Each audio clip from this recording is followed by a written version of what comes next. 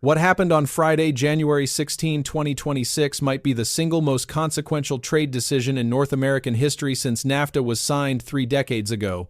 And this is not about what was tweeted at 3 in the decisions of the Parliament morning or announced in a press conference. This is about what was signed in Beijing while Washington watched helplessly. And the reverberations are just beginning to ripple through every boardroom from Detroit to Mexico City to the grain terminals of Saskatchewan. For the past 75 years, North American trade has operated on a single, unshakable assumption: Canada follows America's lead, not because Ottawa lacks sovereignty, but because the economic integration between these two nations is so profound, so deeply woven into the fabric of both economies, that divergence seemed impossible. 2,500 miles of undefended border, $1.3 trillion in annual bilateral trade supply chains that cross the 49th parallel 7, 8, sometimes 10 times before a single product reaches a consumer. That is not just trade policy, that is economic architecture. On Friday in the Great Hall of the People in Beijing, Canadian Prime Minister Mark Carney took a sledgehammer to that architecture. It was early morning in Washington, still dark outside, when the news started filtering through Canadian Prime Minister meeting with Chinese President Xi Jinping, first visit by a Canadian leader to Beijing in 8 years, the diplomatic freeze that began when Canada arrested Huawei executive Meng Wanzhou back in 2018, when China retaliated by detaining 2 Canadian citizens, when relations cratered so completely that trade became a weapon and trust evaporated. All of that history sitting heavy in the room. Nobody expected a breakthrough. Nobody expected headlines. What everyone expected was symbolic gestures, vague promises, the usual diplomatic choreography that produces nothing but photo opportunities. What they got instead was a comprehensive trade agreement that fundamentally reorients Canada's economic future. Here is where the agricultural component becomes absolutely critical to understanding what just happened. The primary agricultural commodity at the center of this deal is canola, but that distinction matters less than you might think, because what we are really talking about here is Canada's entire agricultural export strategy, and wheat is absolutely part of that larger picture.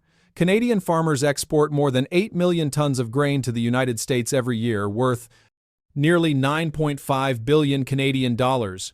Wheat, canola, barley pulses all of it, moving south across the border in a supply chain so efficient, so reliable, that most Americans never even think about where their flour comes from or which fields produce the grain in their breakfast cereal. But here is what happened over the past year that nobody was paying enough attention to: China. Canada's second largest agricultural market imposed devastating tariffs on Canadian canola. We are talking tariffs that reached 84%, 84% for perspective. That does not just make Canadian canola less competitive in Chinese markets, it makes it economically impossible to export 40,000 Canadian canola farmers, thousands of workers in processing facilities, entire rural communities in Saskatchewan and Alberta that depend on agricultural exports got cut off overnight. Their second biggest customer just vanished. And where was the help? Where was the trade support? Where was the diplomatic intervention that might have eased those tariffs and restored market access? Washington was too busy imposing its own tariffs. President of the United States Donald Trump's administration in its second iteration has been even more aggressive than the first. Go around steel tariffs, aluminum tariffs, threats to walk away from the USMCA entirely. And when Mark Carney came to Washington looking for relief, looking for some recognition that Canada is America's largest trading partner and maybe deserves to be treated differently than China or the European Union, what did he get? Nothing worse than nothing. He got President of the United States. Donald Trump calling for Canada to become the 51st state. He got public humiliation dressed up as negotiating strategy. So Mark Carney did what any leader would do when their biggest market becomes unpredictable and their second biggest market slams the door. He went looking for alternatives and he found China. Here is what the deal entails. Canada agrees to slash its tariffs on Chinese electric vehicles from 100% down to just 6.1%. That is a massive reduction in exchange. China commits to cutting tariffs on Canadian canola seed to approximately 15% by March. First down from 84%. That is the kind of tariff reduction that does not just restore trade, it supercharges it. Canadian canola farmers went from being completely locked out of the Chinese market to having preferential access, billions of dollars in exports suddenly viable again. Rural communities that were staring at bankruptcy suddenly have a lifeline.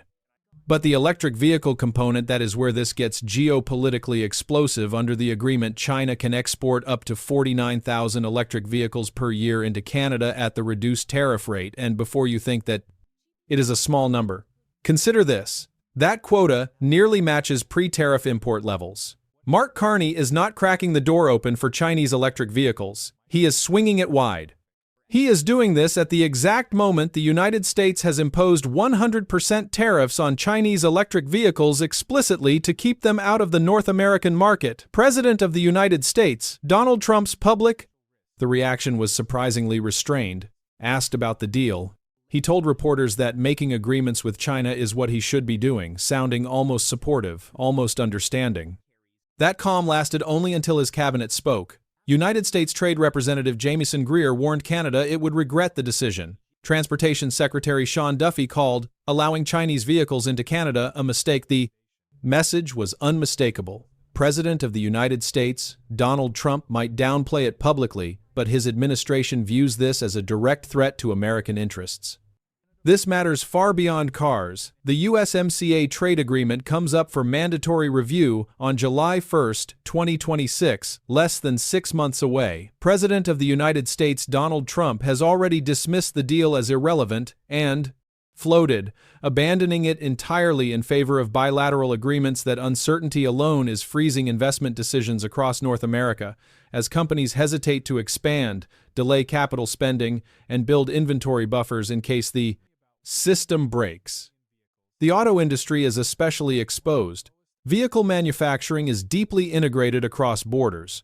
A car assembled in Michigan may rely on an engine from Ontario, a transmission from Mexico, electronics from Texas, and interior components from Quebec. Parts cross borders multiple times. The system only works with frictionless trade. Chinese electric vehicles entering Canada introduce a variable nobody can model. Will they stay in Canada? Will they leak into the U.S. despite tariffs? Will Chinese manufacturers use Canada as a backdoor to North American production? And if Washington retaliates with tariffs on Canadian auto exports, does the entire integrated supply chain grind to a halt? Auto trade alone represents roughly $30 billion annually between the U.S. and Canada, supporting hundreds of thousands of direct jobs, and over 1 million indirectly. Supply chain paralysis does not arrive with dramatic shutdowns. It arrives as hesitation. Companies stop planning, they stop committing, they wait. Agriculture faces the same risk. Canadian grain moves through shared storage rail and processing systems built over decades for seamless trade. Bread baked in New York may contain flour milled from wheat grown in Manitoba and shipped through multiple provinces and states. That is not abstract trade. It is physical infrastructure optimized for openness. Retaliatory tariffs would strand billions in assets overnight.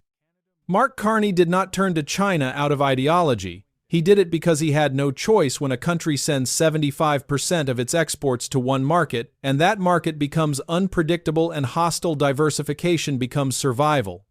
Canadian farmers needed buyers. Washington was offering tariffs. Beijing offered demand.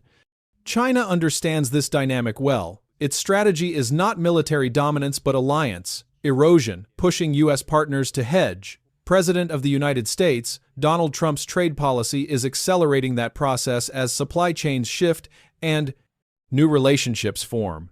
They do not snap back. Infrastructure hardens, contracts lock in, markets move on. The supply chains are not broken yet, but they are seizing up, and by the time it becomes visible to everyone, it may already be irreversible.